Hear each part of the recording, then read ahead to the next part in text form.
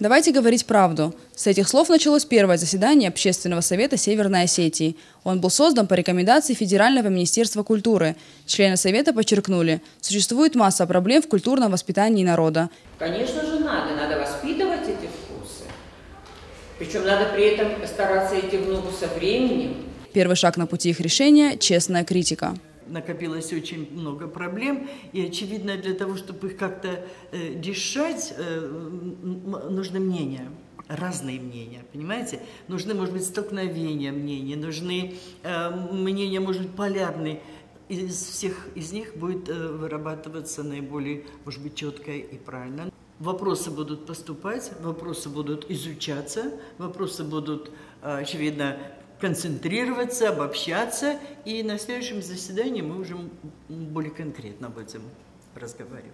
Что у нас и на самом деле великий художник, и начинающий оцениваются совершенно одинаковыми словами.